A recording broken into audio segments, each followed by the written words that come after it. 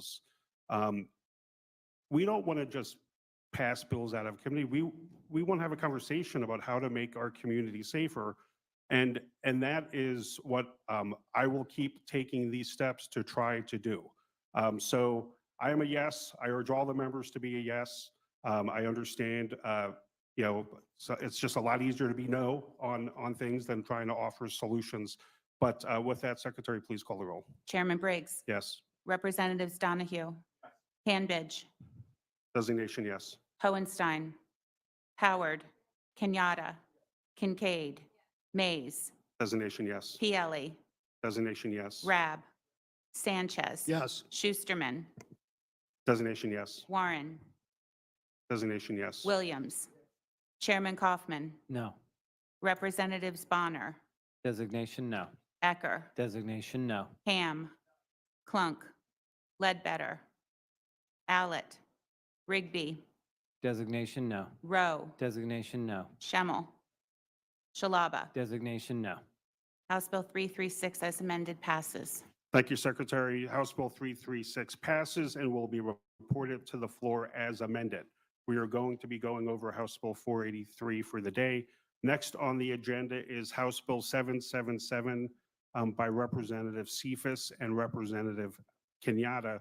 Representative Cephas was with us. I believe she had a committee training that she needed to break away from.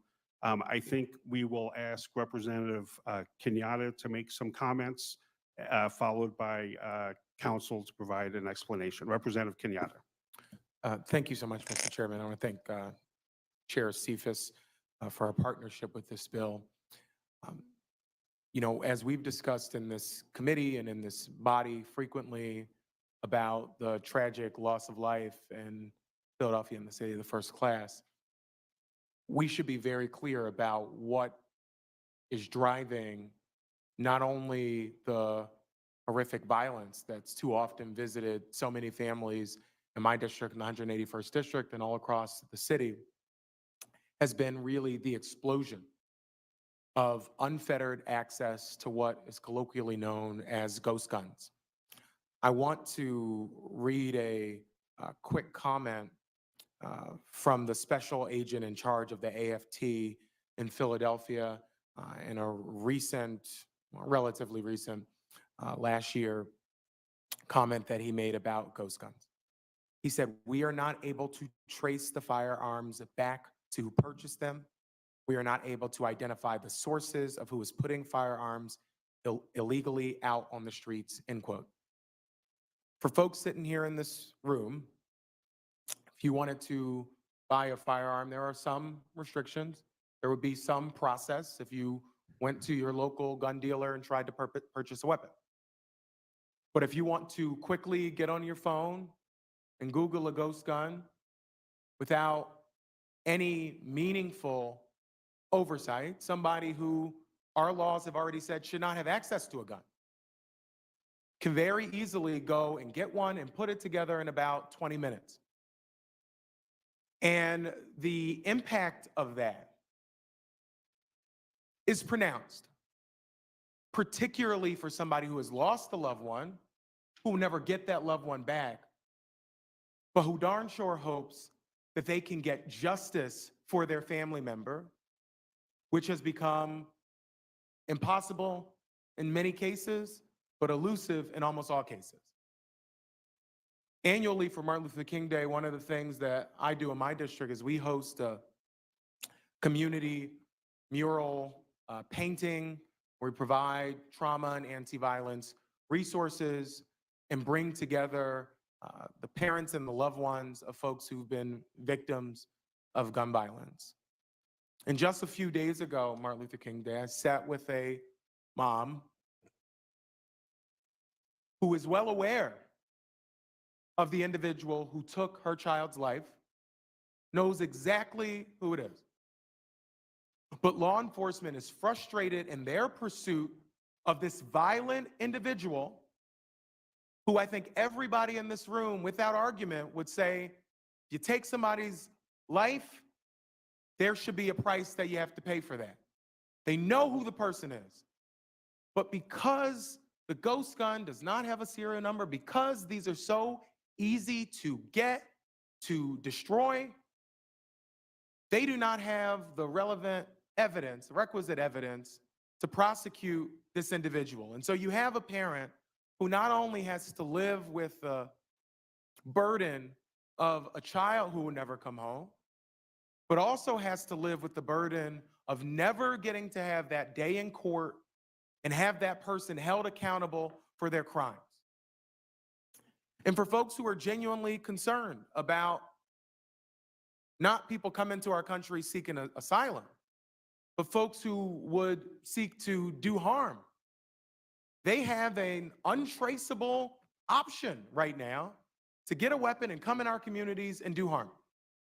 And so irrespective of what you feel on some of the other legislation that has come forward today, I would hope, I don't have a lot of faith, but I would hope that we could agree that there should be a reasonable framework that builds on what the administration has done and the AFT has done to make sure that these weapons are accounted for, that there are serial numbers on the individual components, and that people aren't able to walk through the loophole that currently exists. Because of federal statute, there are some barriers that have been put around ghost guns generally, but not around the individual components. And so folks can own the individual components, but it doesn't become legal till they put them together. But we know why people own Legos. They want to put them together. We know why people get these components. They want to put them together. And they want to come in our communities and commit crimes. And so if you are against crime, if you are for victims' rights, if you are for lowering the number of people who have to go to a funeral, to a court hearing in the city of the first class or anywhere in our Commonwealth, then you should be for HB 777. And Mr. Chairman, I ask for an affirmative vote. Thank you. Thank you, Representative. Council, please provide a brief explanation of House Bill 777. Thank you, Mr. Chairman. House Bill 777 essentially adds two sections to the Uniform Firearm Act. The first is Section 6110.3. And I should note, there's already a prohibition on having a firearm which is unmarked with or lacks an identification number. Section 6110.3 essentially adds certain parts of a firearm to that prohibition. It would make it illegal to sell separately or as part of a kit the following if they are not imprinted with a serial number as required by federal law and also registered with the federal firearms licensee. They include firearm frames or receivers, mufflers or silencers, split or modular firearm frames or receivers, or partially complete or disassembled firearm frames or receivers. It also would prohibit the purchase of any of those parts if the purpose is to manufacture or otherwise assemble a firearm without being registered and licensed. The second thing it would add is Section 6110.4. This has to do with federal dealers like licensees. It would require that they promptly mark any firearms or parts that don't have those identification numbers with an identification number. I think it provides them 60 days to do so, or else they have to have some other licensee do it or turn it in. There is one amendment to this bill as well. Council, you're in order on Amendment A03383 introduced by Representative Sanchez. A03383 would expand 6110.3 to include transfers. So it wouldn't actually have to be transferred for cash. Right now, the bill just prohibits sales. This would also prohibit transfers. It would also reduce the grading for violating that section from a felony 2 to a felony 3. Thank you, Council. Motion to adopt Amendment A03383 made by Hohenstein, second by Representative Howard. Are there any comments on the amendment or questions? Comments or questions on the amendment? Representative Kincaid. Thank you, Mr. Chairman. I am supportive of this amendment. We had a conversation about consistency in charging, and I think that, there is a need for consistency across the board, whether or not we agree with the underlying bill. It's something that I've worked on since I've been in the legislature, and I appreciate this amendment for furthering that effort to create charging and sentencing consistency. Thank you, Mr. Chairman. Thank you. Thank you, Representative. Are there any other comments or questions on the amendment? Seeing none, the Secretary could please call the roll. Chairman Briggs, Yes. Representatives Donahue, Hanbidge, Designation yes. Hohenstein, Howard, Kenyatta, Kincaid, Mays, Designation yes. Pielli, Designation yes. Rab, Sanchez. Yes. Schusterman, Designation yes. Warren, Designation yes. Williams. Chairman Kaufman, No. Representatives Bonner, Designation no. Ecker, Designation no. Ham, Clunk, Ledbetter, Allett, Rigby, Designation no. Rowe, Designation no. Schemmel, Shalaba. Designation no. The amendment passes.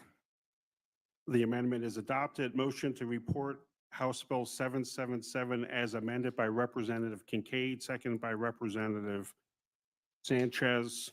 Are there any comments or questions on the bill as amended? Ledbetter. Representative Ledbetter is in order on the bill as amended.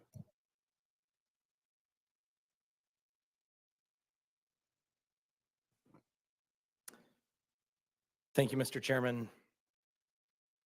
HB 77 proposes to ban the sale of parts. As a judiciary member and legislator, I'm tasked with crafting policy, as are my colleagues. And this differs from politics, as I cannot use broad stroke narratives to justify points, sensational or not. When crafting policy, I am required to examine the logic and constitutional precedent set when determining if legislation should be passed. One could argue that this is me getting in the weeds, but that is precisely what my colleagues and I are supposed to do. That's our job, especially members of this prestigious committee. When examining the language of the parts ban that this bill proposes, significant fallacies can be identified within it. Americans have always had the ability to legally make firearms on their own, and some choose to do so as a hobby. It has not created a wave of self or privately assembled firearms. It has allowed the population of law-abiding individuals who are passionate about building their own firearms, the ability to assemble them in their homes or workshops. I have in front of me a sharpening stone, a part that's necessary for the production and use of a knife, knives that criminals often use as weapons when committing crimes. However, this sharpening stone is not a knife, nor does it carry with it the same regulations to purchase or use that a knife does. Despite this stone being the only thing that a chunk of metal can be used to harness the sharpness for that chunk of metal to then be turned into a knife. I also have with me a spark plug. A spark plug is necessary for combustion engines to operate and is required as a part for the engine to function. However, there's no VIN number on this thing or requirement to purchase or possess a spark plug, as they are with operational vehicles here in the Commonwealth or across our country. And while it should be acknowledged that vehicles are entirely different than firearms, as driving and owning a car is a privilege and the Second Amendment is a right, the idea that a single part, while necessary for the production or assembly of any given item, that may even be fundamental to its production, does not justify the part being subject to the same standards as the fully assembled product. Despite all of this being true, counter to what many would have you believe, a stripped lower receiver as a part of a firearm is serialized. And it is the single part a firearm cannot operate without. A stripped lower receiver is already required to be serialized. and requires a background check when purchasing. The very same background check needed to purchase a fully functional firearm. I would encourage all of you to test this, whether it be on your phone or your computer, and attempt to purchase a stripped lower receiver. Again, the single critical part necessary for all of the other parts in the assembly of a firearm to generate a functioning mechanical device. You cannot purchase one without it being serialized and a background check being completed. Whether that be online or in person, criminals already do not follow this law, and enacting further laws at the state or federal level to make the possession of an illegal firearm more illegal will not deter criminal behavior. We as lawmakers should be more focused on utilizing the plethora of criminal laws already on the books to punish criminals rather than focusing on taking away liberties and rights from law-abiding citizens. The ability to manufacture a firearm is not a novel phenomenon, nor a predominant tool in criminal activities. Instead, it represents a manifestation of the cherished American tradition of self-reliance and the exercise of Second Amendment rights, and therefore I'll be a no on this bill. Thank you, Mr. Chairman. Thank you, Representative. Representative Kincaid on the bill as amended. Thank you, Mr. Chairman. I just have 2 points. One, the part is serialized if you purchase it, but if you 3D print it, that's not so applicable. The other thing is that things are lawful until we make them illegal. And the idea that that is the purpose of government is to enact what we as a society determine should be lawful or not lawful. So the idea that something is currently lawful does not mean that it should continue without any kind of restriction, without any kind of parameters or guardrails to protect the society at large. We are responsible for getting into the weeds, for making sure that we are passing laws that protect not just people's rights, but also people's lives. Thank you, Mr. Chairman. Thank you, Representative. Representative Kenyatta on the bill as amended. Thank you, Mr. Chairman.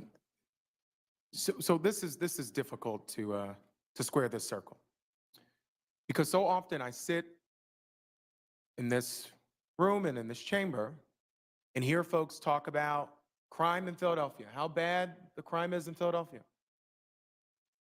And yet, when there is legislation introduced to address one of the key drivers of crime in Philadelphia, folks have some obtuse reason to be against it. I would never accuse the good gentleman of getting into the weeds. I will say here that we've gotten into the weeds. Law enforcement has gotten into the weeds. And they have asked us multiple times to provide additional tools to make it less likely that these ghost guns are getting into the hands of people who are committing crimes. I don't know why we would want to continue to allow unabated the flow of weapons that we know are being used routinely in commission of crimes. In the city of Philadelphia, in 2018, there were 12 ghost guns recovered in the city. By the time we get to 2022, 4 years later, it was 575 of these ghost guns that were confiscated by law enforcement. I have the distinction of having the headquarters for the Philadelphia Police in my district. I meet with law enforcement regularly. Talk to them all the time. Captain Goodson in 22nd District, my good friend. We talk all the time. And when you ask them what are one of the tools that they wish they had in their toolbox, call them, ask them. They will say doing something about ghost guns, making it less likely that people can do it and holding people accountable, have them, that is one of the things that they want. And so if you care about law enforcement the way that I do, if you want to listen to the people who get in the weeds on this every single day, maybe we ought to listen to the ATF who is saying we need to do something more on this. Maybe we ought to listen to the Philadelphia police who are saying we need to do more than this. People aren't dropping in my district because of a spark plug, but they are because of a ghost gun. And so we in this building have criminalized things that are criminal all the time. And so if there is a come to Jesus moment that folks have had over the holiday season where they no longer want to make things that are crimes more crimes, then I would love to see it in your future votes. I would love to see it.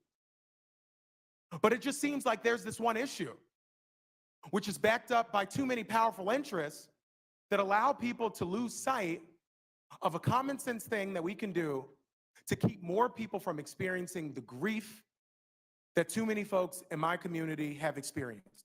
And so if you've ever gotten up on the House floor and then this committee and mentioned crime and the word Philadelphia and then vote against this bill, I don't know how you do that. Thank you, Representative. Are there any other comments or questions on the bill? Seeing Representative Schemmel, you're in order. Thank you, Mr. Chair. This is actually just a question. So how many guns with unserialized lower receivers were involved in crimes in the city of Philadelphia or elsewhere in the Commonwealth of Pennsylvania? How many there are? Yeah, how many guns, how many firearms involved in crimes with unserialized lower receivers have been involved in crimes in the city of Philadelphia or, for that matter, in the Commonwealth of Pennsylvania? I can't go past what Representative Kenyatta already said about the recovery. I don't know how many there are. So as we heard testimony, thank you, just very quickly, we heard testimony earlier. In order to manufacture a gun on your own, you would have to have a lower receiver.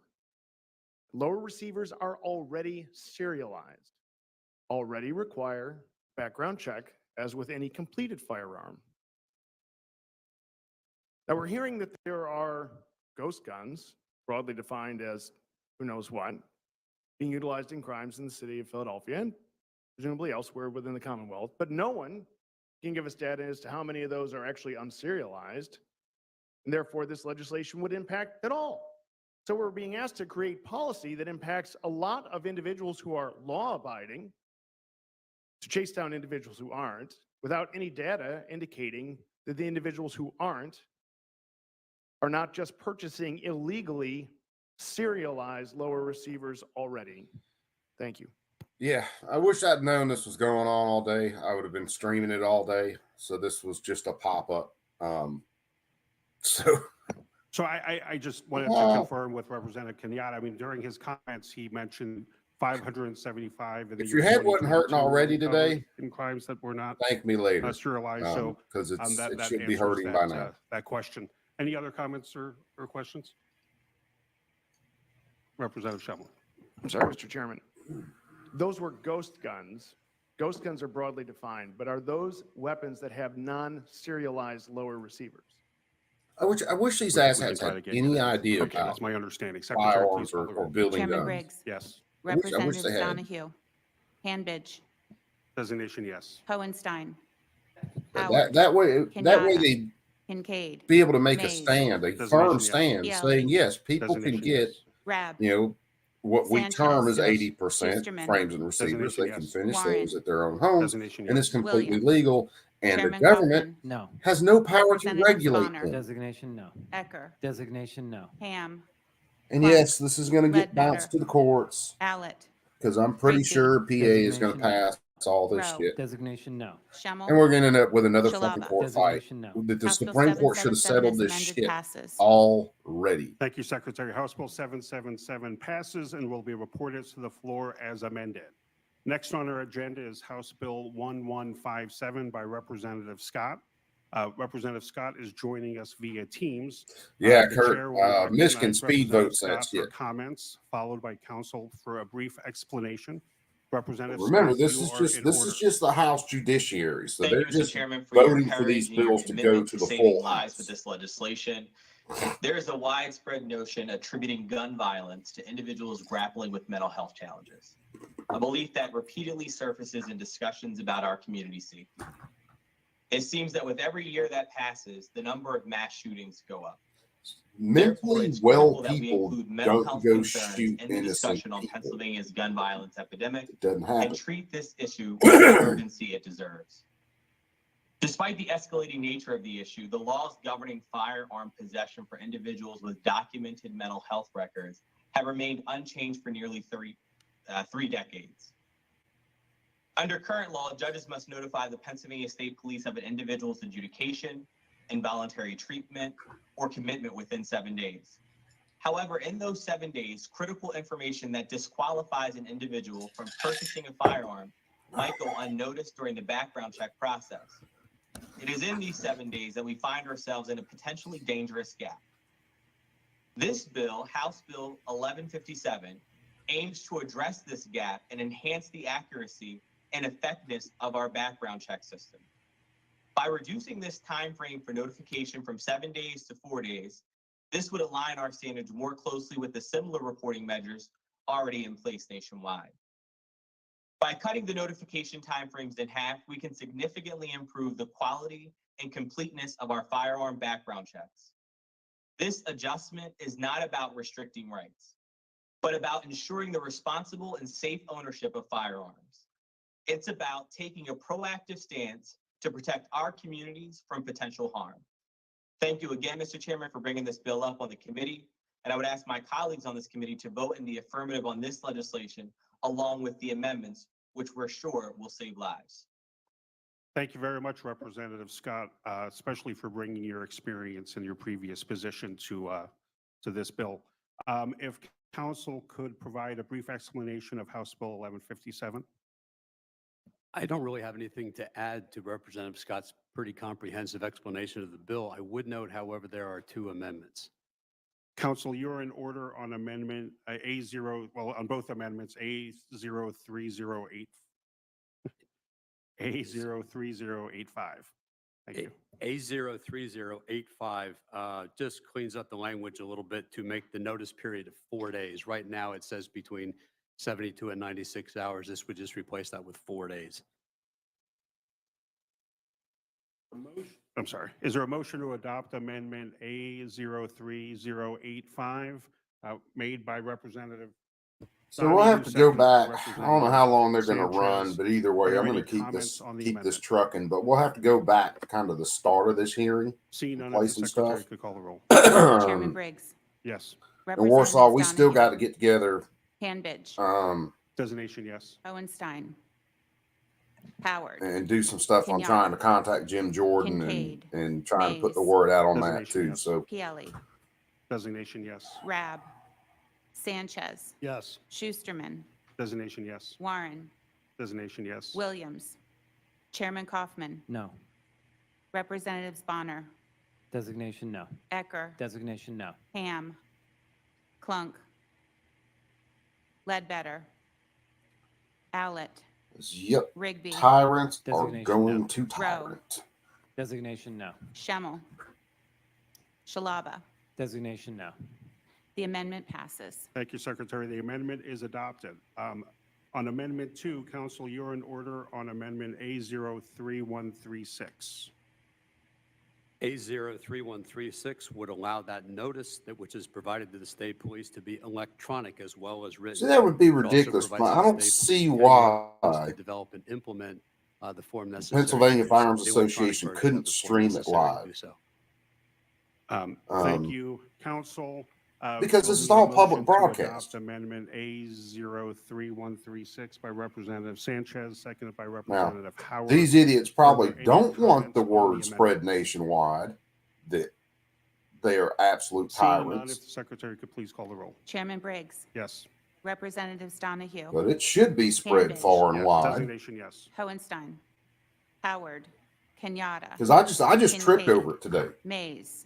Designation, yes. Pielli. Designation, yes. Rab. Sanchez. Yes. Schusterman. Designation, yes. Warren. Designation, yes. Williams. Chairman Kaufman. No. Representatives Bonner. Designation no. Ecker, Designation no. Ham, Clunk, Ledbetter, Allett, Rigby, Designation no. Hey Sam, us and the Designation family's no. good, brother. Shem. We're just chilling out, Shalaba. Designation no. trying to stay a little The bit amendment warm. It's passes. about Thank you, shit. I think it Secretary. The was amendment is 18 degrees adopted. here this morning, which Motion is to cold report for us. House Bill 1157 as Ain't amended. nowhere near like made by Kurt, Representative Skilly, and Howard, everybody, seconded by and Representative Mike. Williams. Yeah, you guys there are any all comments on negative the bill numbers and as shit. amended? Yeah, we get to 19 down here, which they actually shut us down On at the work bill as today. amended, That's the only Representative reason I'm Olson. home now. 'Cause Thank you, Chair. God knows I if just these wanna roads ice up, Bring up one very Yeah. salient statistic with respect to considering this bill. And that is, for the last year that we have it, 2021, 54% of the deaths I'll be due back. to guns and firearms in our country have been deaths by suicide. With all of the other things that we've been talking about, the threat to our lives, to our families, is most significant when we talk about gun violence and guns in the hands of people who would do harm to themselves and to their own families. And this bill, and I appreciate the gentleman from Montgomery County bringing it forward, would address a very important safeguard in order to make sure that people who ought not to have guns, and we can all agree ought not to have guns, don't have them, and it won't be as easy for them to harm themselves. Thank you, Representative. Representative Clunk on the bill as amended. Thank you, Mr. Chair. This particular bill today, unfortunately, I think falls a little short. We can all agree that mental health is a very serious issue as it relates to firearm possession, but this bill still needs some work. I see some potential conflicts with the Mental Health Procedures Act, and I don't see any bills addressing that particular process in this particular bill or a separate bill relating to that act. Additionally, in talking with stakeholders, I do believe that there are still some concerns. Concerns with how this particular bill will be implemented, especially related to the electronic form. The amendment did not contemplate how the AOPC, the particular organization that is supposed to pass the information to PSP, how that will actually happen. Will there be input from the AOPC in the making of this form? We don't know, and I do believe there needs to be a sit-down conversation between PL, and I'm happy to sit down with you on that, to really to the issue of why this information is not being transferred. There seems to be some sort of administrative failing here. And I don't think this particular bill gets to some of those issues. There still needs, for that, I'm going to be a no. But again, I'm happy to work with the maker in trying to get this particular issue right, because mental health and firearm ownership is an important issue, and we must get it right. Thank you. Thank you, Representatives. Any other comments or questions on the bill? I'm going to speak on Representative Scott's behalf. I'm sure he will entertain any desire conversations to improve this. I think this is a fine bill for electronic report of the mental health record in a more timely manner. I'm a strong supporter of this common sense measure, but it's interesting that doing something that doesn't go far enough. So with that, Secretary, please call roll. Chairman Briggs, Yeah, anytime Yes. these common Representative sense, you Donahue. know it's just Hanbidge, absolute Designation, bullshit, yes. right? Hohenstein, There wasn't no Howard, common sense, but sat on their Kenyatta, face and started. Mays, Designation, yes. Pielli, Designation, yes. Rab, Sanchez. Yes. Schusterman, Designation, yes. Warren, Designation, yes. Williams. Chairman. Yeah, Rana, it's just, it's their Designation, no. catchphrase. Ecker, Common sense, Designation, common no. sense, common Ham. sense. Clunk, Ain't nothing common about Ledbetter, sense Allett, anymore these Rigby. days. Designation, no. No. House Bill 11. 57 passes and will be reported to the floor as amended. Thank you, Representative Scott, and congratulations on good job. Well done. Thank you. Next on the agenda is House Bill 1190, introduced by Representative Schusterman. Schuster is a valued member of the committee. He is joining us via Teams. The chair will first recognize the representative for comments on her bill, followed by counsel for a brief explanation. Representative Schusterman, you are in order. Thank you, Chairman. Wanted to make sure my microphone was on. We can hear you loud and clear. Yeah, I could see that Okay, happening, Kurt. great. I don't want to be screaming at anyone, and I want to thank you for the opportunity to have the committee vote on this legislation. Yeah, they 3D won't salt printed anything down here, firearms Sam. It are won't get untraceable necessarily that and bad, lack I a don't think. serial number. In order for law enforcement to crack down on untraceable firearms, our laws must apply to 3D printed firearms as well. House Oh, Bill shit, they're trying to 1190 will cover treat all their 3D bases printed today. firearms as standard firearms under the law. And I was just reading a statistic nationally that back in 2019, 29% of firearms that were confiscated by police were 3D firearms. Once again, that's a national stat. I don't have last year's stat for Pennsylvania. Additionally, this bill regulates the printing of 3D firearms, requiring a firearms manufacturing license and criminal penalties for those who print 3D guns without a license. It's past time to make sure our laws catch up with our modern world. We owe it to our law enforcement and our communities, so I urge my colleagues to vote yes. Thank you, Chair Briggs. Thank you, Representative. Council, please provide any additional brief explanation needed for House Bill 1190. Thank you, Mr. Chairman. Just to amplify Representative Schusterman's comments, it does treat 3D printed firearms as firearms for purposes of things like prohibited offensive weapons, discharging a firearm into an occupied structure, and also for purposes of grading theft offenses, as well as registration, licensing, dealer licensing, those sorts of things. It also adds a new section to the Uniform Firearm Act, which would prohibit an unlicensed person from using a 3D printer to create a firearm or piece thereof, part thereof, and would also prohibit a person who already has a license to manufacture and who uses a 3D printer to create the firearm or piece or part thereof from creating that firearm or piece or part which lacks a manufacturer. What's up, brother Jason? What's happening? Creates felony penalties for both those types of offenses. There are no amendments to the bill. Thank you, Council. Motion to report House Bill 1190. We're going to keep it the Chester County contingent. Representative Williams, seconded by Representative Howard. Are there any comments on the bill? Representative Ledbetter on the bill.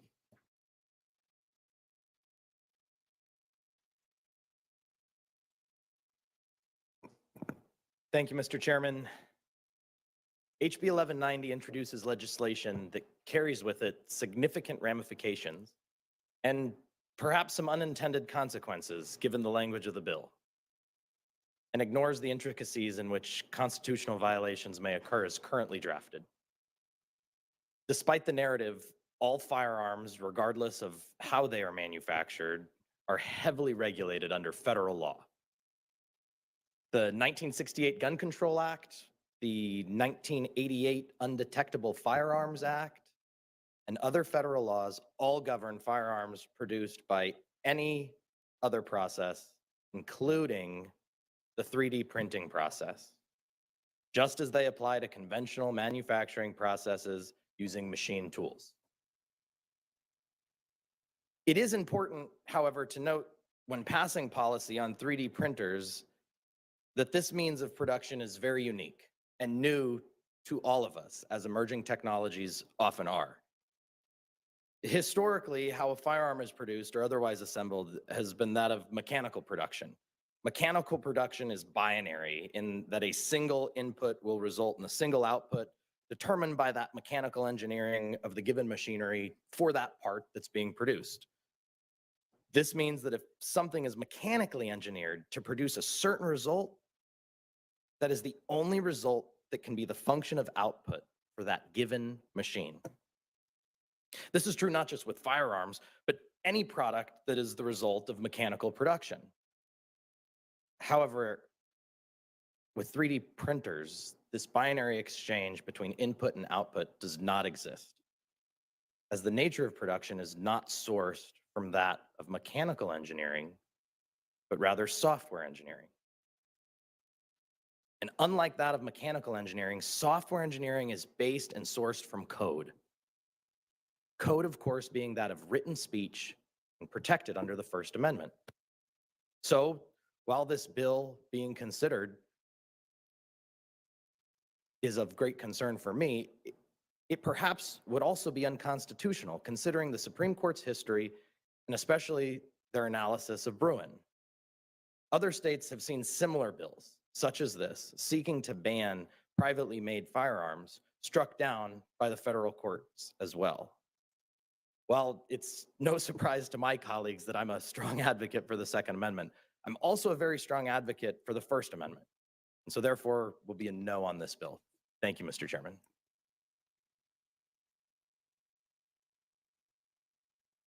I thought we were going to get to a vote quick, but any other comments or questions on this bill, Representative Kenyatta? Mr. Chairman, I won't utilize my First Amendment today. Let's just vote. Secretary, please call the roll. Chairman Briggs, Yes. Representatives Donahue, Hanbidge, Now, let's not discuss Does- throwing someone in prison for printing a Designation, yes. foregrip or some shit like Hohenstein. that. Howard, Kenyatta, Kincaid, Mays, Designation, yes. Pielli, Designation, yes. He's joined us on Teams. Rab, Sanchez. Take it easy, brother Mike. Schusterman, Try to stay Designation, warm, man. yes. Be Warren, careful on those roads. Designation, yes. Williams. Chairman Kaufman, No. Representatives Bonner, Designation, no. Ecker, Designation, no. Ham, Clunk, Ledbetter, Owlett, Rigby, Designation, no. Rowe, Designation, no. Schemmel, Shalaba. Designation, no. House Bill 1190 passes. Thank you, Secretary. House Bill 1190 passes and will be reported to the floor as committed. Congratulations, Representative Schusterman. We will be going over House Bill 1859 for the day. This meeting stands adjourned. Thank you very much.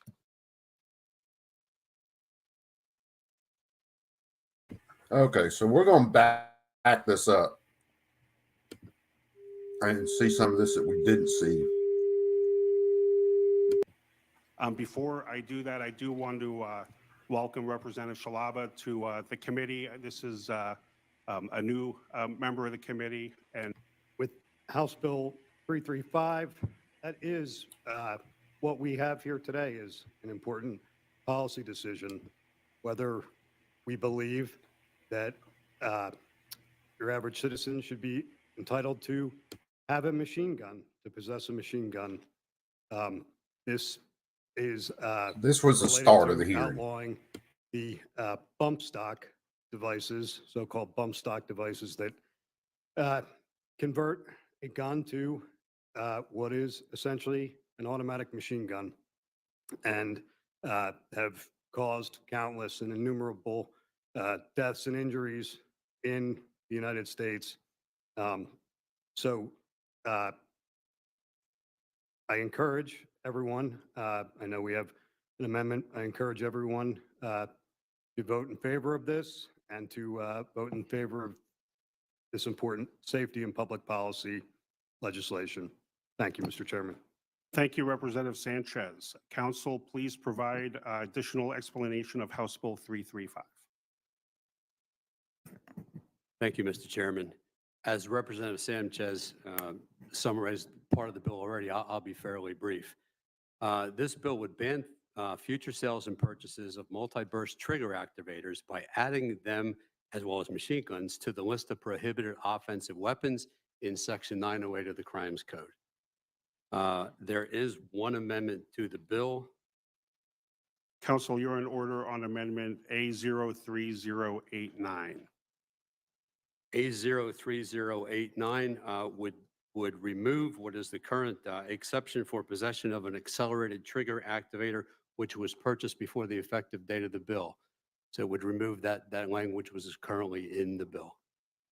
Thank you, Council. Motion to adopt amendment A03089 by Representative Hohenstein, seconded by Representative Donahue. Are there any comments on the amendment? Sorry. Any comments on the amendment? Question. Comments or questions on the amendment? Chair Kaufman. Thank you. Thank you, Chairman.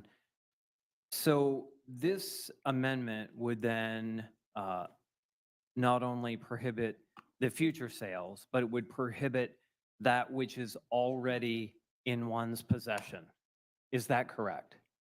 That's right. The amendment would do that, and I would. So if you have a I legally would registered note that the machine gun, accelerated trigger activator is either part or combination of parts, which is designed or intended. paid your to tax essentially stamp, mimic a machine you gun, did everything which legal, is illegal. they're now. still going to make you a felon.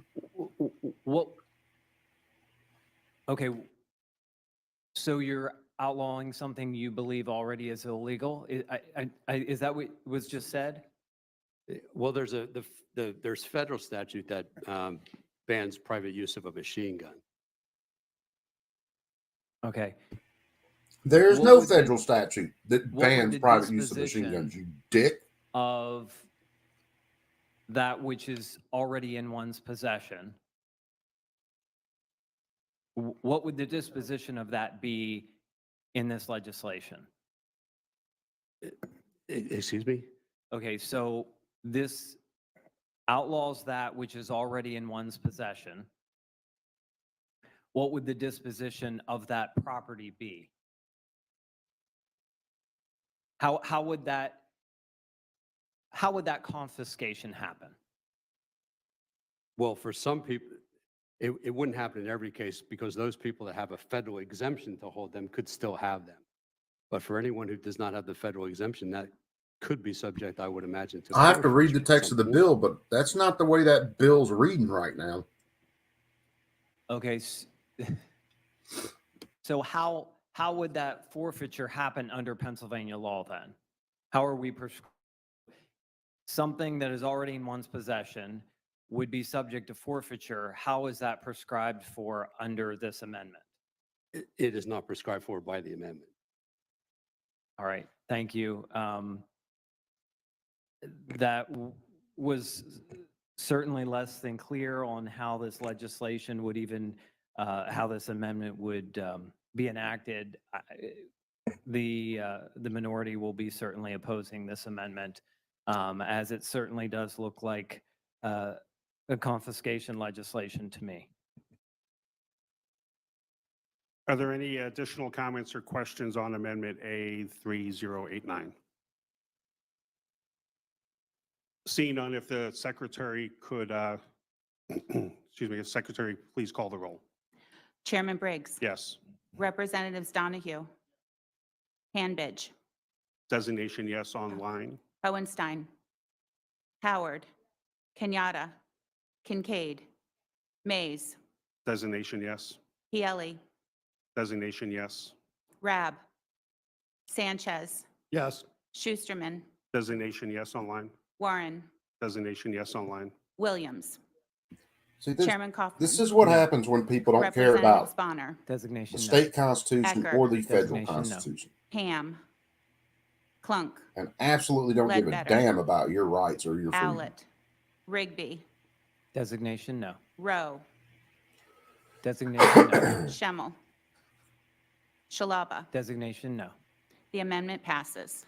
Thank you, Secretary. The amendment is adopted. Motion to report House Bill 335 as amended by Representative Howard, seconded by Representative Hohenstein. Are there any comments on the bill as amended? Representative Ham is in order on the bill.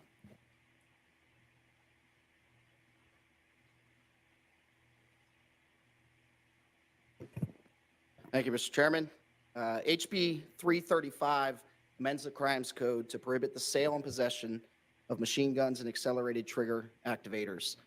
This legislation defines the following terms: accelerated trigger activator, a part or combination of parts designed and intended to accelerate the rate of fire of a semi-automatic firearm to simulate the rate of the fire of a machine How gun. vague can that be? And then machine gun, as defined in 26 USC subsection 5845B, federal statute, any weapon which shoots is designed to shoot or can be readily restored to shoot automatically more than one shot without manually reloading by a single function of the trigger.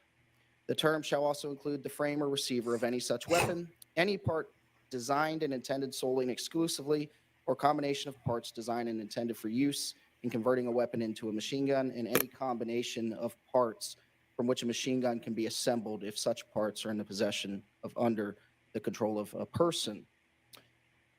Let's be clear, this legislation infringes upon our Second Amendment liberties. At a time when violent crime runs rampant in our cities, and some of our elected DAs have demonstrated an unmistakable aversion to prosecuting dangerous and violent criminals, our right to carry a firearm in the case of confrontation is of the utmost importance.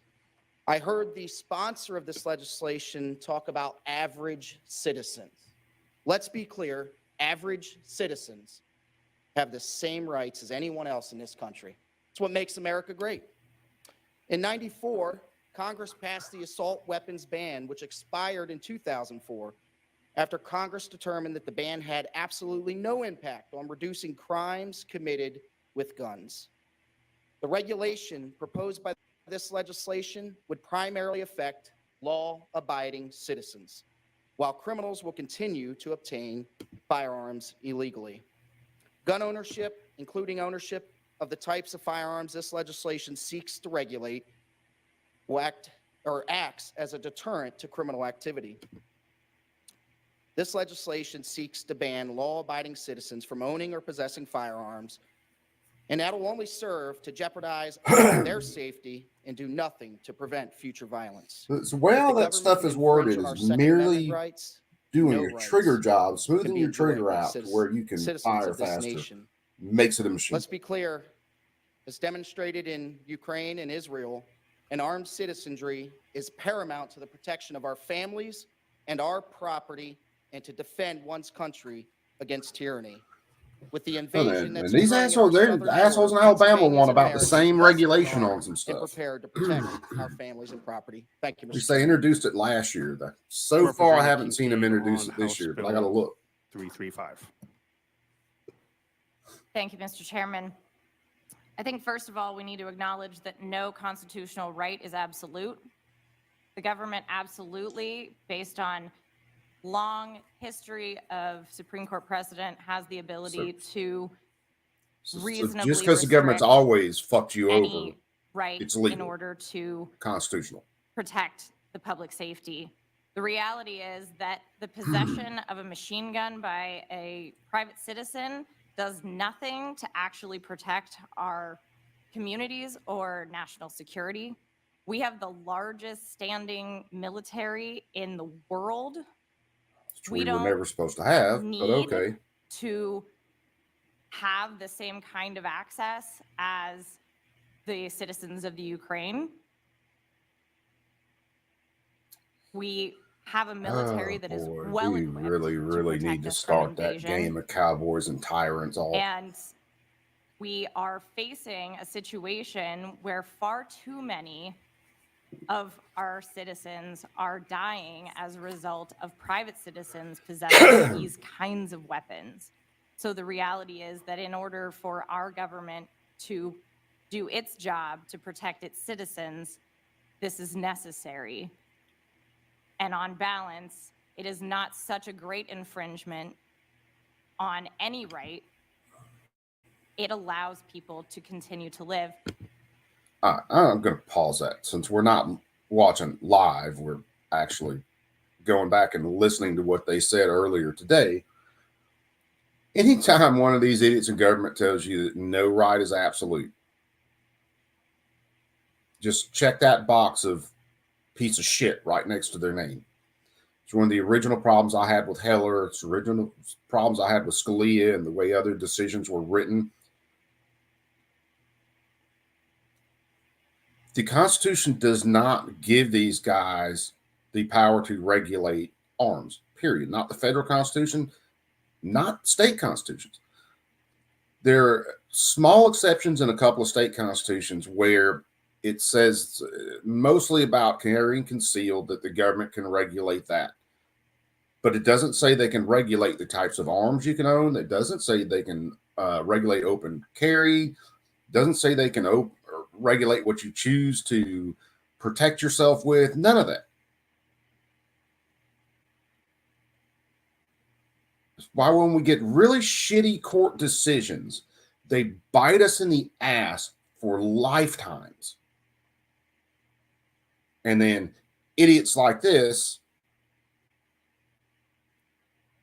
can't, if they can't push their policy through in a constitutional pill, they just change the meaning of words.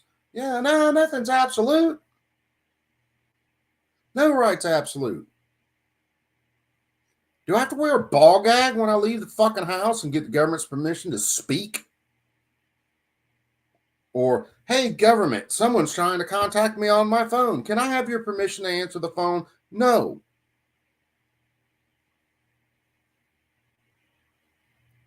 Oh, God. What's up, Willie? What's happening, brother? Polska Bob, my brother. What's happening? Let's go. Let me let some more of this play before I have a fucking aneurysm. And see, all this is working. It's, we've got multiple cases going through the courts right now of all the bills they're going to mention today. I didn't get to watch the first, hour or so of this. Didn't know it was happening. I just tripped across it because PA Senate Judiciary Committee pops up on my stream. I follow them for reasons just like this, so that I can share things out like this. Earlier today, the Supreme Court's heard 2 cases for Chevron to date, and I still got to cover those.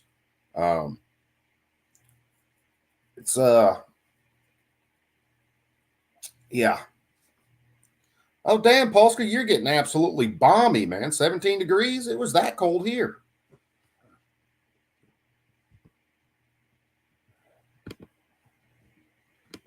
It allows children who are by and large the victims of these kinds of crimes to be able to live. And I think that that is paramount. Thank you, Mr. Chairman. If you're out there, I don't care if you're 13 years old. If you're out there gangbanging, running drugs, which even as young as 13, these kids get recruited in these gangs. Mr. Chair, you don't need to be treated as a child at that point. Here sought to be prohibited are more commonly referred to as bump stocks. There's been a great deal of rhetoric about protecting individuals, protecting children. The state has a compelling interest to protect citizens, and only when the state uses that or applies that compelling interest can it otherwise trespass on an individual's rights. Compelling interest, greater good. Under bump stocks and crimes, you'd be hard pressed to find any. Generally, we'll cite to a singular crime, shooting involving an individual in Las Vegas in the year 2017, over 7 years ago.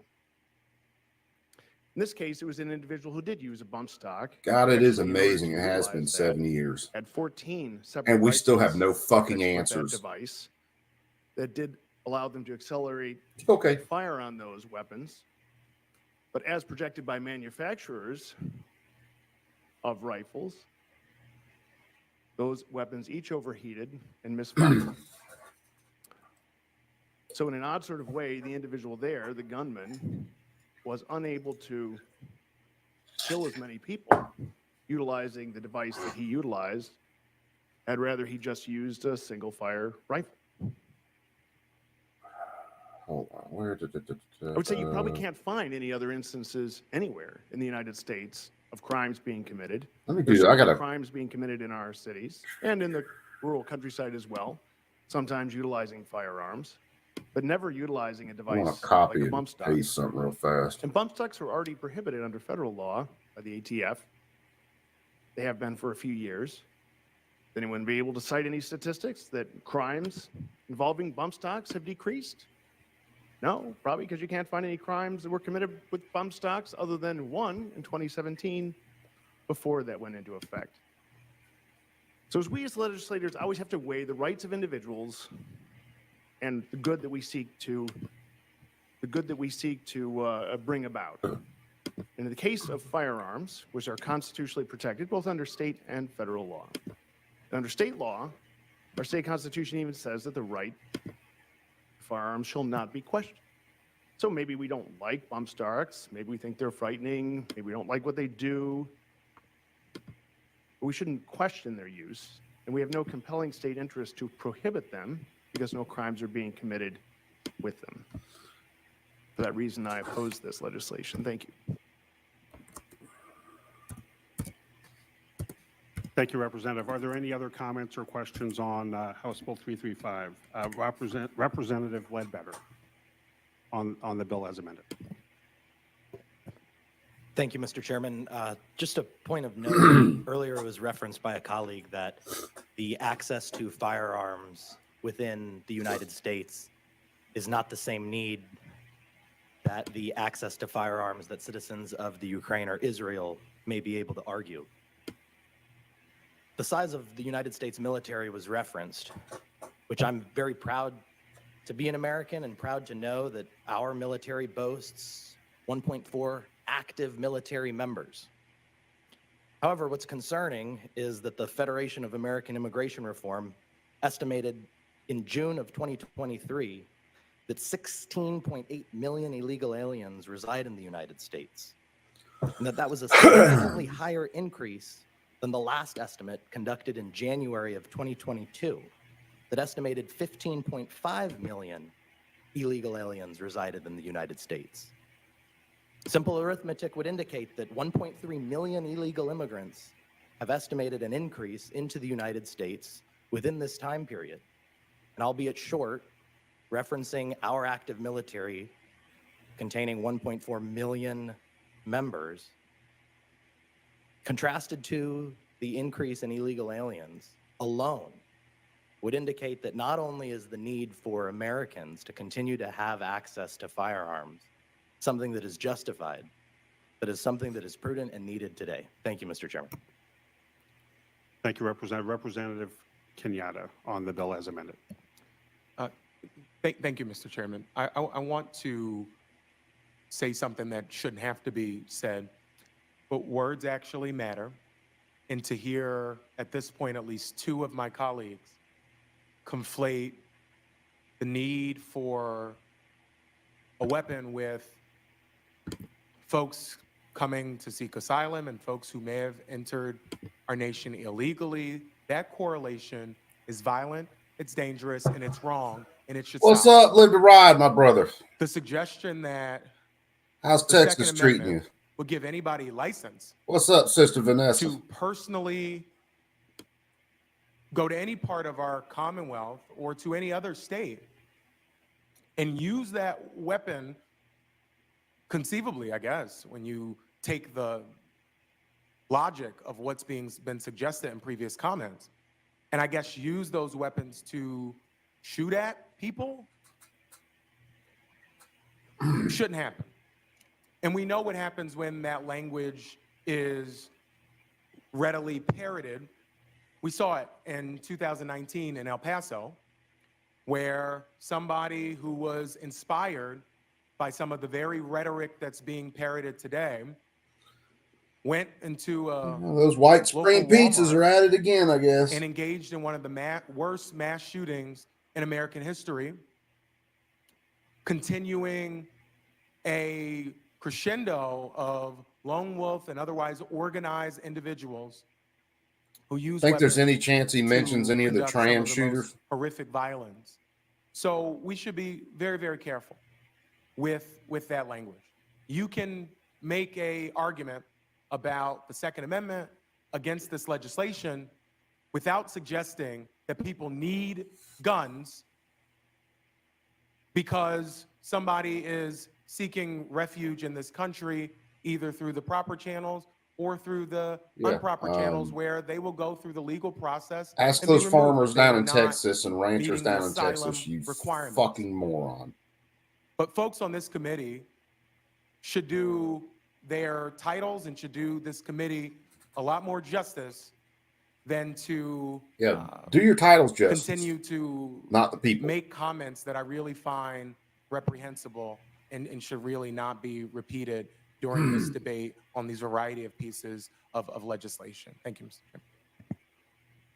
Thank you, Representative. Are there any other comments or questions on the bill as amended? You know, our Representative Bragg. immigration system really needs to be revamped completely. Thank you, Mr. And I could Chairman. understand why people would cross our borders lot of illegally. I firearms could rhetoric. understand that. If I was living in one of these shit countries But I with thought my I'd kids, just for the hell of it, throw. I'll be damned if I wouldn't try to some cross data the that border might and give be them a of better helpful life. For some, but I can understand that. apparently in the last 12 months, Still doesn't murder make it rate in legal. Philadelphia has decreased Still doesn't by, make them legal almost citizens. 1/4, 23%.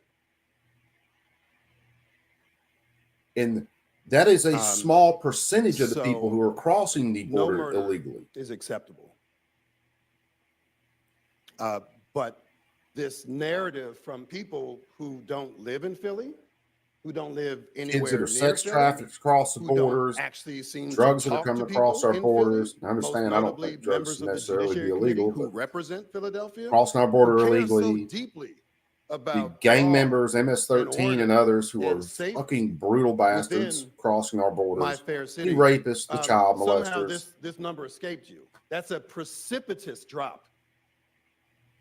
Even before the 1,000 police officers that we are under have not been replaced by. So I think that matters when we talk about the context for these discussions. I also support the comments of my colleague from Philadelphia in terms of the language we use. The answer to that, Vanessa, They're is illegal a aliens when we lot. don't like them. They're just farm workers when we do.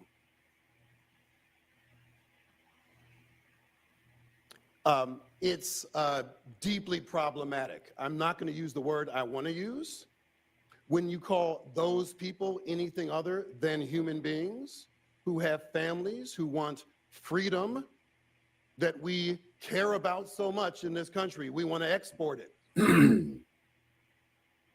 And we reference Israel and Ukraine. We send billions of dollars to support the military over there.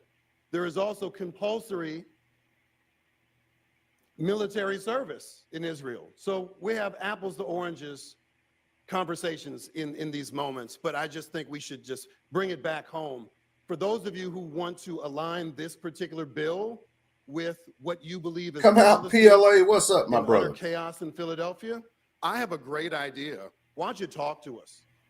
Why don't you talk to the folks closest to the pain? Not the gun dealers, not the gun manufacturers. Same old saying, brother. Just trying not to the interest trying to groups, live that but the dream. actual people who are addressing these issues. One day I'll figure 'Cause out I've been whose on this dream it committee a is. while. 3 terms. Never had a conversation with anyone who brings up these very humane concerns in these conversations, but I don't recall them coming to the Philadelphia delegation. We have our chair here. I don't see that. So when we're talking about these bills, and you want to say that, oh, well, this is such a rare thing.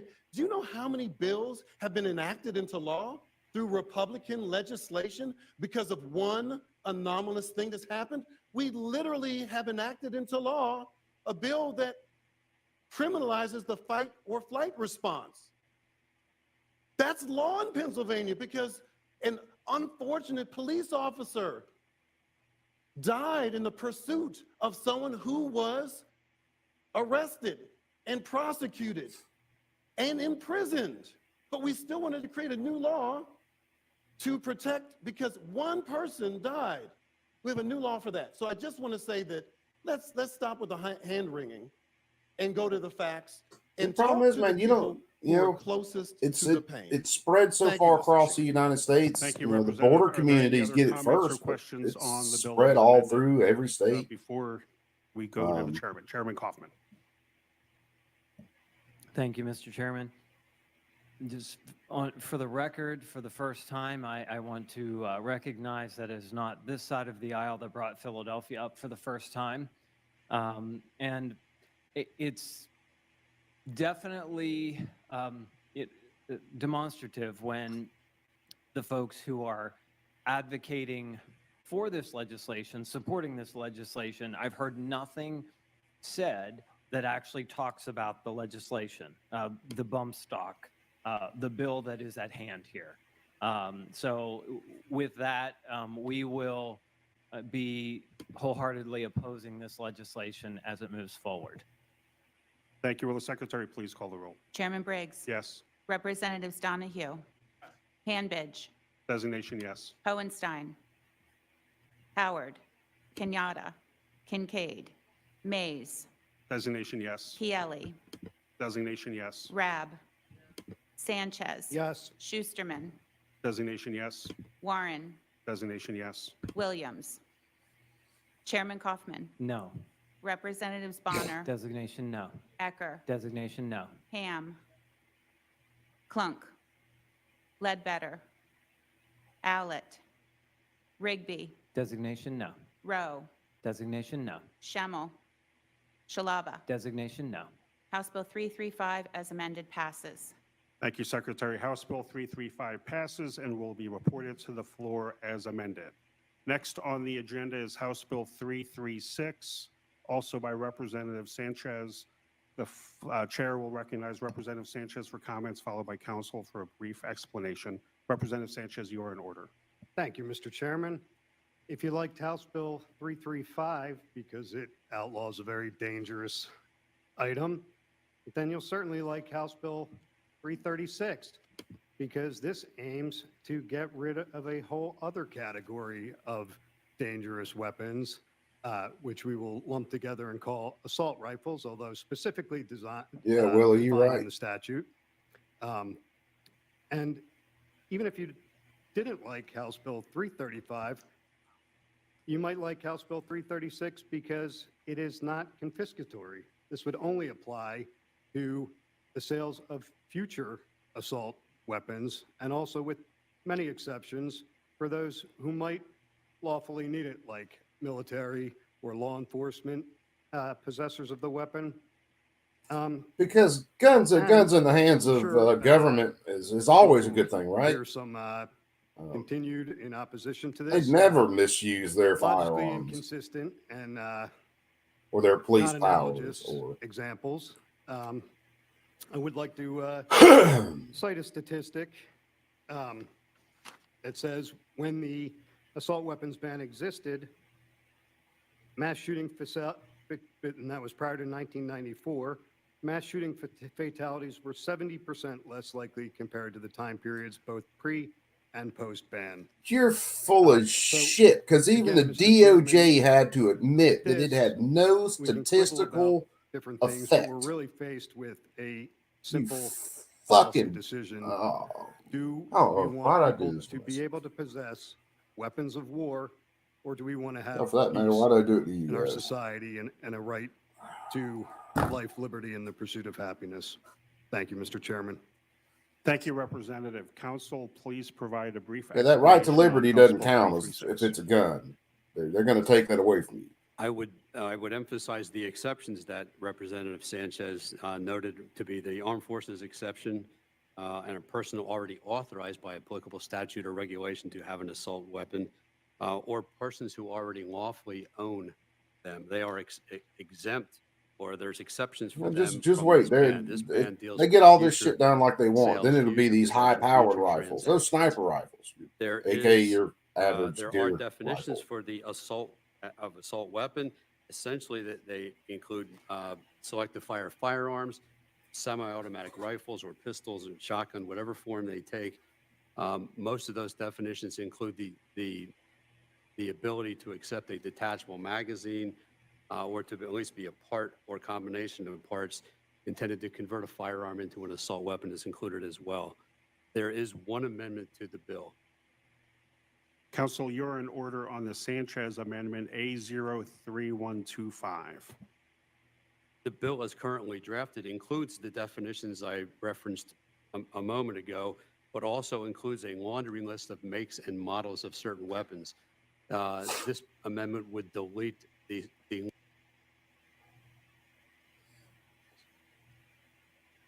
No, this audio went stupid. Thank there you, for a minute. Council. Motion to adopt Amendment A03125, made by Representative Rab, seconded by Representative Kincaid. Are there any comments on the amendment?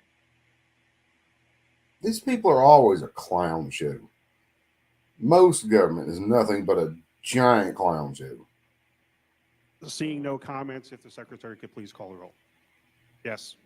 Representatives Donahue, Hanbidge, Designation, yes. Hohenstein, Howard, Kenyatta, Kincaid, Mays, Designation, yes. Pielli, Designation, yes. Rab, San, Designation, yes. Williams, Chairman Kaufman, No. Representatives Bonner, Designation, no. Ecker, Designation, no. Ham, Clunk, Ledbetter, Allett, Rigby, Designation, no. Rowe, Designation, no. Schemmel, Shalaba. Designation, no. The Okay, amendment wonderful. passes. The amendment is adopted. Motion to report House Bill 336 as amended by Representative Hohenstein, seconded by Representative Williams. Just trying to spread the love. Brother, you are and there me any both, comments on the Warsaw. bill as amended. Representative Owlett on the bill as amended. Thank you, Mr. Chairman. And I don't want to cast any doubt on the intentions of the sponsor. I know that there are unspeakable acts of evil that are happening by the mentally ill, and we have a culture of violence that's becoming normal. And it's sad to see in all of our communities. I know that we could probably find some common ground that would address the root cause of this culture of devaluing life. But I do have a couple of questions on this You bill. can't find specifically. common ground with Either these directed anti-gun to people the prime anymore. sponsor or council. They're not honest Help me about understand. I think I understand. but I their wanna make sure. intentions. So They're House not Bill honest about their 336 goals. would allow current owners of the described firearms in the bill, as amended, the ability to keep them, correct? So if somebody owns them now, they would be able to keep them if this was enacted. if it's lawfully owned now. Okay, yes, right. So if it's lawfully owned now, so what would happen then if this would be Yeah, 100%, Willie. Those And the prior or after that, would no AKs, longer be allowed to ARs, purchase them, correct? tons of semi-automatic rifles are used Yes, in defensive yes. situations all the So, time. to be clear, someone under the age to be able to purchase this firearm, or someone who's not interested in this type of firearm, would not be allowed to own them, but somebody prior would be allowed to own them. Most criminals are weak-ass That's right, as long people, as the and they're not ownership committing their or possession crimes was alone. They're lawful. not doing home invasions alone. So They're bringing would that friends. person's right It's not just going to be one infringed person. upon or questioned that is now trying to purchase this prior or post this becoming law, compared to the person who lawfully owns it? Yeah, the cutoff point is you have to lawfully own or possess on the effective date of the bill. So Purchases in the pipeline or thought of doing it or something like that is not, you would not fall within the exception. So somebody that would be interested in this afterwards, their right would be questioned as far as owning this type of firearm. Yes, if this Okay. becomes effective, you cannot then purchase the assault weapon. Okay. What would happen in this bill if somebody that lawfully owns one of these firearms passes away? What would they then do with their firearms that are described in this bill? Well, the answer to that is the state would This bill does confiscate not them. specifically cover that. Why? Why not? Excuse me? Why not? Wouldn't that be a problem? Well, the person who Not to a lawfully owned tyrant. it would be okay, but if that person passes, then there's nobody who lawfully owns it, unless they fall within the category of being allowed to own it. So some what other do way. they do with them? What do they physically do with that firearm? In those upon the cases, death? In those cases, that is not allowed to be owned by that person, just by some other person. Well, they're And it would be, deceased. it would be subject to a taking. Confiscation. So the state would confiscate that firearm. Just like it would with any other illegal items, yeah. Would they compensate the family for that? Well, no, those things would have to be litigated, In other words, So it's we're going to unclear. do this. We know it's It's unclear as to what would unconstitutional. happen in You that fight scenario. that shit in the courts. There are statutes that provide for that, but that's unclear. I'm not sure if there'd be a Fifth Amendment claim filed on that, but that would have to be litigated later. Funny enough, Texas was in Another court question I had on page 4, yesterday, line the 25 Supreme and Court 26. over You give the Article weight 5 of 50 ounces. and takings. Would law enforcement be required to carry scales to enforce this provision in the bill? No, but to obtain convictions, you would have to be able to prove the elements, and there would have to be proof at that point. So what would happen if they pull somebody over? Would they then seize the weapon, take it back to the barracks, and then weigh it? Or where does the weight of that firearm happen? Where do they actually physically? Where are the scales that they weigh the firearms? That's up to law enforcement where they do it. Okay. So law enforcement would be required to have scales. Yeah, I mean, either in their vehicles. we or can in go the find barracks video to after be able to video weigh after these video, firearms. whether it's from No, active it's not necessarily in a self-defense. vehicle or That's what I'm saying. barracks, It could be. It'd be up to them. But some Donut states do operator. something just like drugs or. You know, I like a lot of his stuff, don't like a lot of others. I But they think would he be sinks required for to, law at some enforcement point, way weigh too this damn much. firearm either out in the field or back at the barracks. they And would a lot of confiscate others it to where take you have the barracks multiple scales home invaders, that go up to 50 ounces. much less just go find the news stories One or would police certainly think reports before about it. trial or before actually charging, yeah. Yeah. I think that's all the questions I have. Thank you for that. I just want to be very respectful through this. Listen, I come from a very different area than a lot of people. We look at these types of issues a little bit differently. And for the first reason, from the description by counsel, this is very obvious. It would be Yeah, we look at these very, very differently because that's exactly what this does. So it this shouldn't has matter what I serious own, constitutionality as questions. long as I don't wrongfully Article 1, deprive someone Section else of 21 life, of the liberty, or Pennsylvania property. Constitution says the right of the citizens to bear arms in defense of themselves and the state shall not be questioned. That's exactly what we heard that this bill will do. So that's a problem for me. The other thing that I wanted to talk about a little bit is Warsaw, a couple of things. I'm going to said let about, this stream go until it kind we of don't catches need up where we access went to the live, same and then I'm types going to of shut it down. So I live in a very rural district. Let's a jump very on the phone rural after a area. while and see about doing a stream later I won't tonight, say how many police officers are on, but we do know how many police officers are on. which we in talked the about it 11 to some 7 yesterday. shift.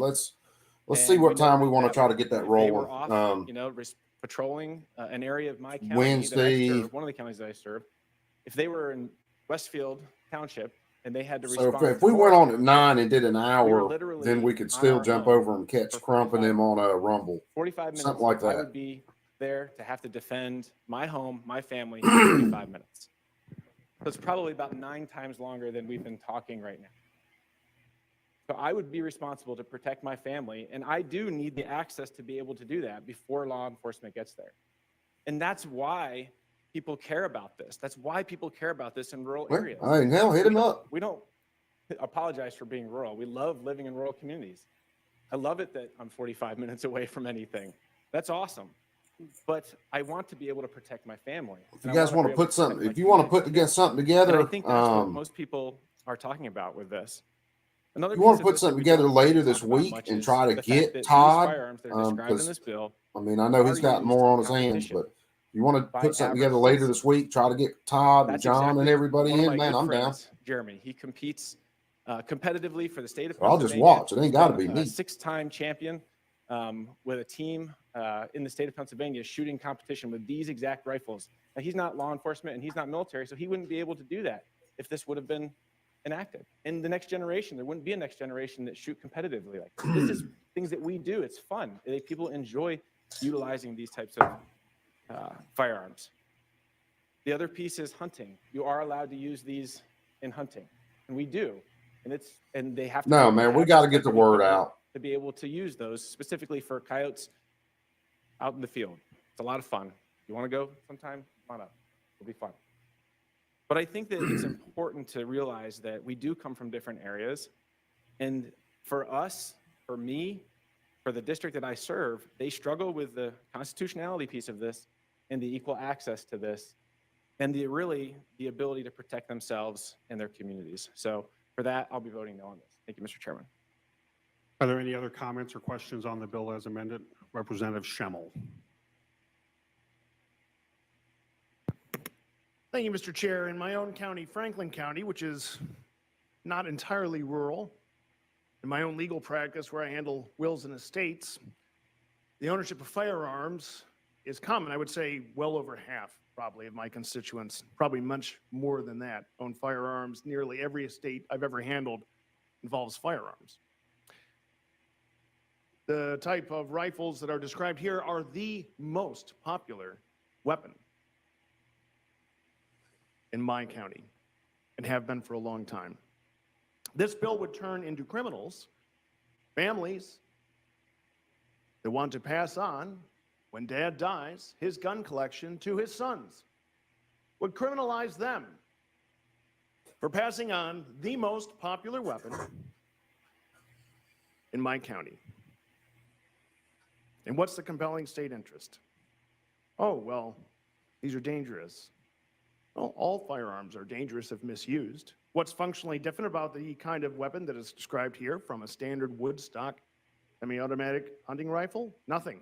They look different. That's it. Is there any evidence to indicate that individuals who commit crimes utilizing weapons that are described in this would not commit the crime, would not choose to commit the crime with a different sort of weapon? No evidence. In fact, there are many different crimes committed with weapons that are not described in this particular piece of legislation.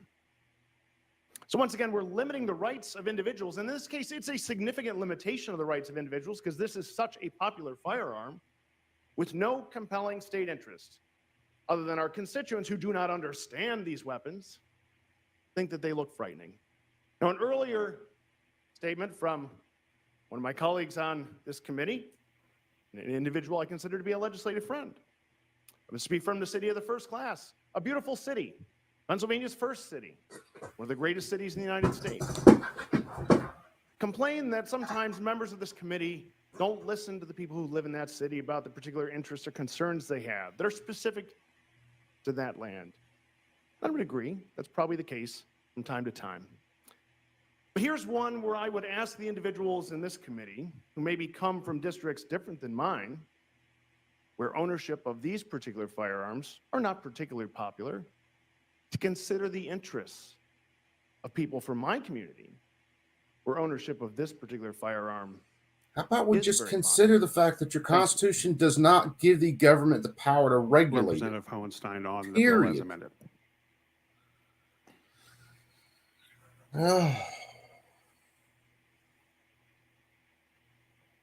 Thank you, Chair.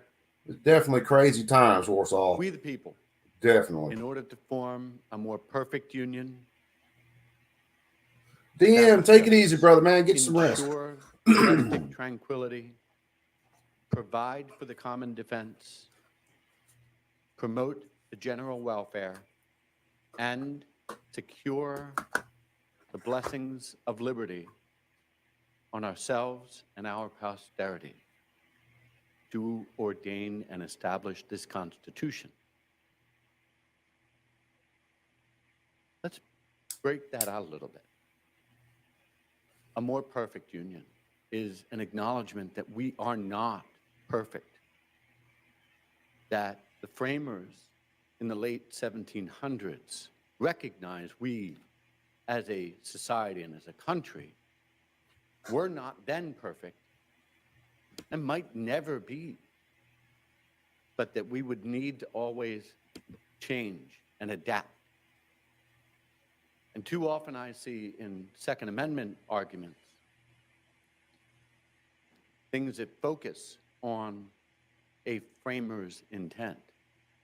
But that framer's intent in the very beginning of our Constitution acknowledged the living, breathing document that the Constitution needs fuck to this be guy. in order make sure that we are adapting and actually addressing our societal issues.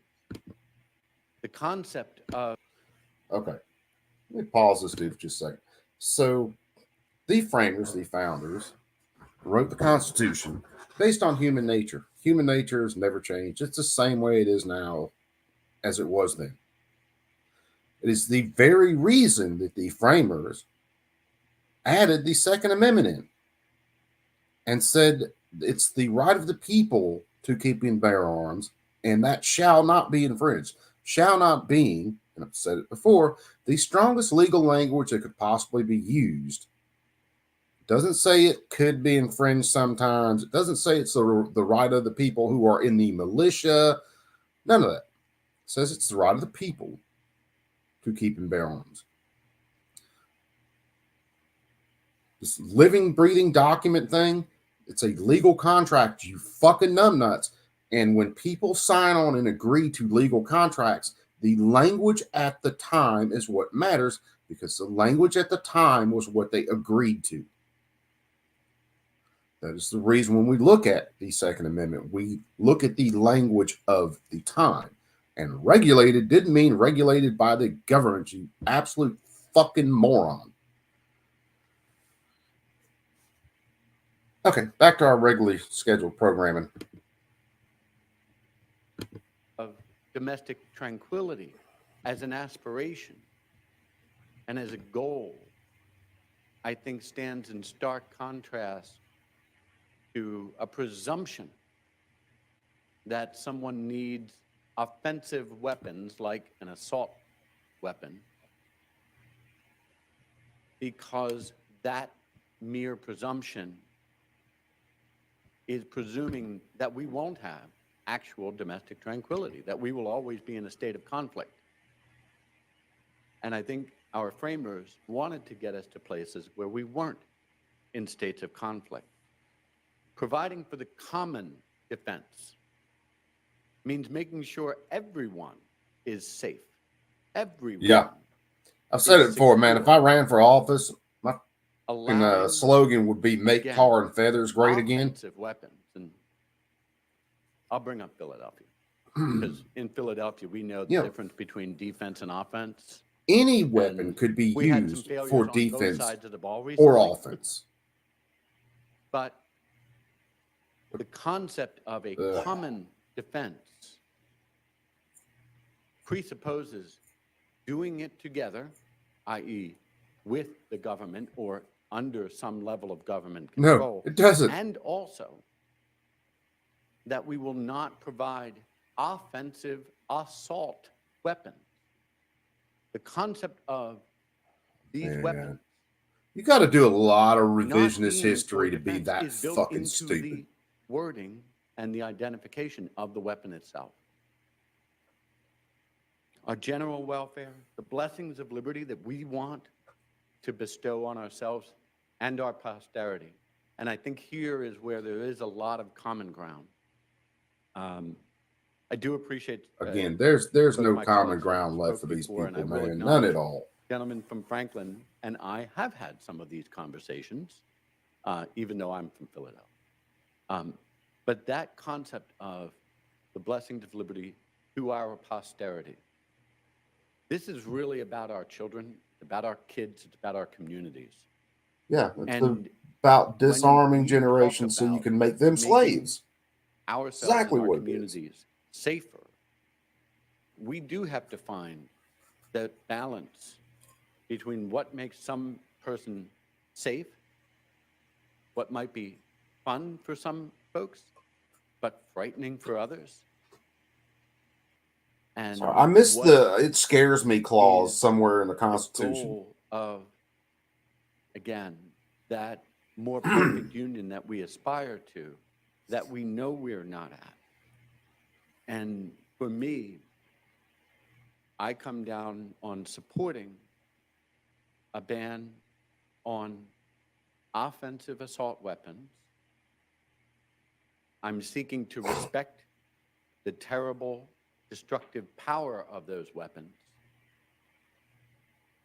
and recognize that for me and my community, Terrible destructive power of these having weapons. them out of that community makes us feel safer. Hold on, because I got a couple things sitting here. The terrible destructive Thank you, power of Representative. Are there something any like other comments or questions this, on the bill as amended? Representative Rab. as opposed to something like that, right? Thank you, Mr. Chairman.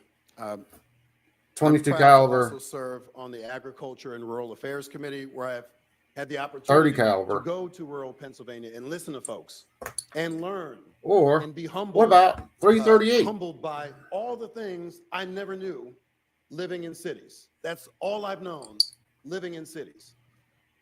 I can't be an effective legislator unless I humble myself in front of people from diverse communities across our Commonwealth. So when my esteemed colleague from Franklin County says, you know, can you give us some slack and understand that we have different culture, different backgrounds, that the intent of or the impact of a bill that we might support and see value in cities may land differently elsewhere. I say to my colleagues on the other side of the aisle, yeah, I agree with you. And I believe that those communities should be able to have some influence about how it lands back home. Yeah. Listen, It's always about control. It's got right jack now, I don't shit know to how do many with saving guns lives. anyone has in this room legally. If you store them safely, if you hunt, if you compete, I don't really care. I don't. Any of you say, I have 100 guns. I don't care. I'm not trying to confiscate them. I don't think they should Bullshit. be confiscated.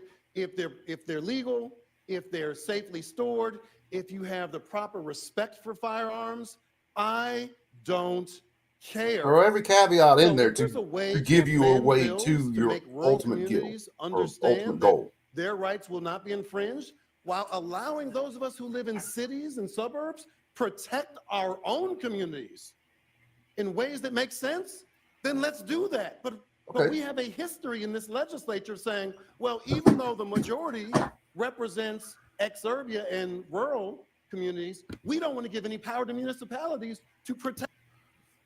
No, because simple municipalities are still governed by people's constitutions, or they should be. They're not anymore because they do fuck all everything that they want. If you wanted to protect communities against people using guns to commit violent, illegal acts, then make it a aggravating factor that someone used a firearm to commit an illegal act, and then use that as sentencing enhancement and put them in fucking prison for a very long time. But all of us walking around the street, even if they've been convicted of a felony before, deserve our freedom, and we should be able to use the tools that we see fit to defend ourselves and our property and our families. Oh, leave it to the municipalities. Why? So I'm going from one town to two towns over, and I get pulled over somewhere in the middle, and that town goes, haha, you fucked up. You can't have that here. Because we made some arbitrary fucking rule. So you get to go to prison.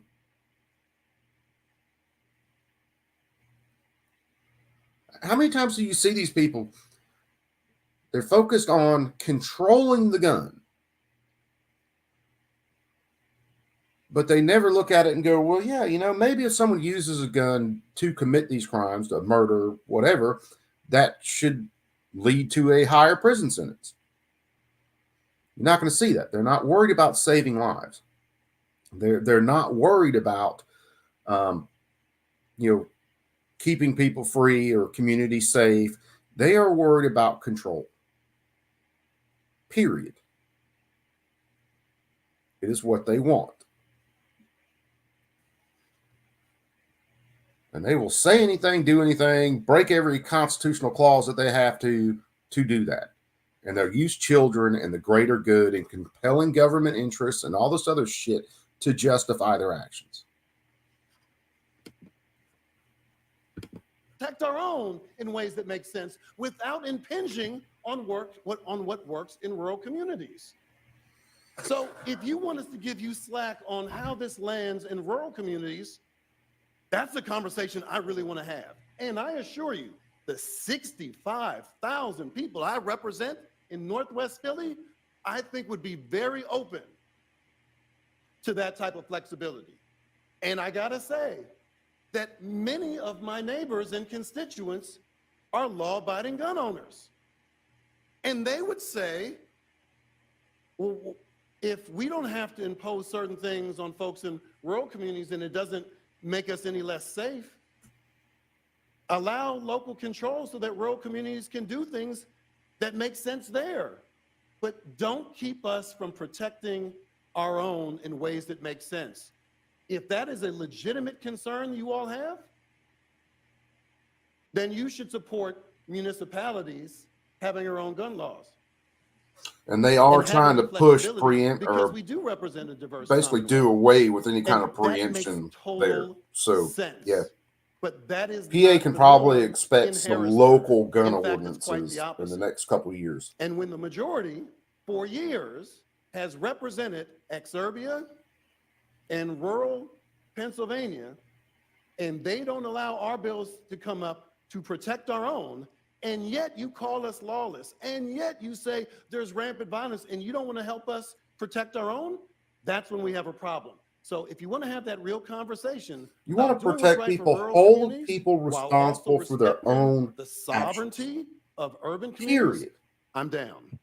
Thank you, Mr. Chairman. Thank you, Representative. I believe, are there any other comments or questions before we do a vote? I just want to echo what Representative Rabb said. We shared this list of bills quite a while ago, that these are bills that we wanted to have a conversation about. And before the meeting, I was thinking, what is it when you have a conversation when it's one-sided, right? So like, we want to talk about these issues. These are issues. You don't want to talk that we about were these clear issues. at You the want to beginning of this pass these session bills we wanted to tackle. and disarm the people. first thing we did was to have the hearing on gun violence prevention measures. And when people bring I up think this is every fact after that today, shows we'll that have your talked bills are about full of 12 or shit, so you just bills. ignore it. So right We here, don't fat wanna boy. just pass bills out of committee. We want to have a conversation about how to make our community safer. And that is what I will keep taking these steps to try to do. So I am a yes. I urge all the members to be a yes. I understand. Get up and step your fat ass you right know, off a so it's just a goddamn lot cliff. easier to be no on things than trying to offer solutions.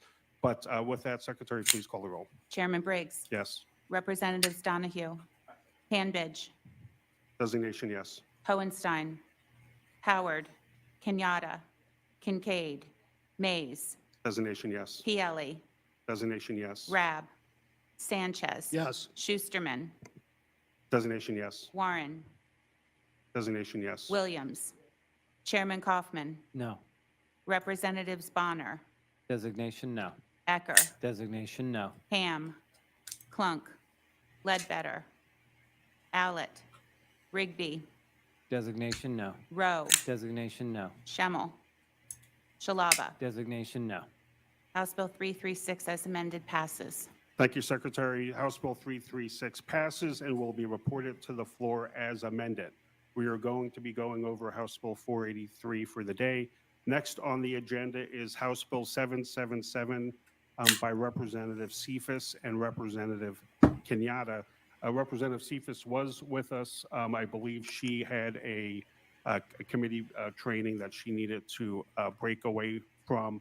I think we will ask Representative Kenyatta to make some comments, followed by council to provide an explanation. Representative Kenyatta. Thank you so much, Mr. Chairman. I want to thank Chair Cephas for our partnership with this bill. You know, as we've discussed in this committee and in this body frequently about the tragic loss of life in Philadelphia and the city of the first class, we should be very clear about what is driving not only the horrific violence that's too often visited so many families. We're getting in my back to district, where I Roger Naismith's started district, watching and this all earlier across with you the city. guys. So has let it been play a really the little bit exclusion longer. of unfettered access to what is colloquially known as ghost guns. I want to read a Can't remember whether I had the quick stream comment, started when this guy from the actually special agent in charge of the started running his AFT smoker. in Philadelphia in a recent, relatively recent, last year comment that he made about ghost guns. He said, "We are not able to trace the firearms back to who purchased them. We are not able to identify the sources of who is putting firearms illegally out on the streets," end quote. For folks sitting here in this room, if you wanted to buy a firearm, there are some restrictions. There would be some process if you went to your local gun dealer and tried to purchase a weapon. But if you want to quickly get on your phone and Google a ghost gun without any meaningful oversight, somebody who our laws have already said should not have access to a gun, can very easily go and get one and put it together in about 20 minutes. And the impact of that Takes a hell of a lot more than that to make a is functioning firearm. particularly for somebody who has lost a loved one, who will never get that loved one back, but who darn sure hopes that they can get justice for their family member, which has become impossible PLA, this, in many cases. I don't know whether you saw it. elusive in almost Part of all the cases. last bills as they Annually went for Martin over Luther King Day, one of the things was that I do in to my district is basically we host ban a any kind of 3D printing of any community firearms part whatsoever. mural, painting, where we provide trauma and anti-violence resources and bring together the parents and the loved ones. Dude, I wish folks that's who've what I been wish it victims was that easy. I of mean, gun my violence. printer right there would be And just a few burning days its ass ago, off Martin if Luther it King Day, I was sat really that with a easy. Mom I could print an who is well MG42. aware of the individual who took her child's life, knows exactly who it is. But law enforcement is frustrated in their pursuit of this violent individual who I think everybody in this room, without argument, would say, you take somebody's life, there should be a price that you have to pay for that. They know who the person is. If they But know, because the ghost gun does not have a serial number, because these are so easy to. okay, either he's absolutely lying, and I'm not putting that completely out of the question, or he's an absolute fucking moron. Because if the police have the evidence that this person murdered this other person, the serial number on the gun doesn't mean anything. Serial numbers don't solve crimes. It's not like I can go out with my uber super spooky ghost gun and just go shoot whoever the fuck I want. And then when the cops get me, I go, ha, no serial number doesn't count. It's not the way it works. Just it doesn't work that way, not in reality. But hey, it's your lie. You can tell it any way you want to, you stupid bastard. Anybody who believes this shit, oh my, there's no hope for you. There's none. You're done. You are permanently damaged. I am all for removing all warning labels and just letting stupid people sort themselves out at this point. No more bike helmets, no more pads, no more warning labels. 10 years, I guarantee you, we see a seed change in the way things are done in the United States.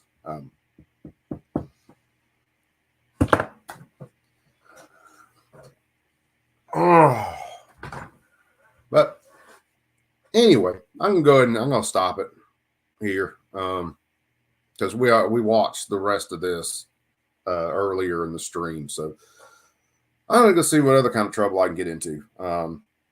And at some point, we've got 2 sets of oral arguments to listen to over Chevron deference that happened today.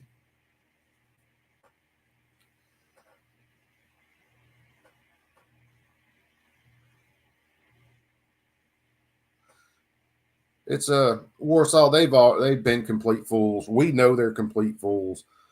The problem is you have a very large portion of the United States that are absolutely idiots, that are absolutely uninformed.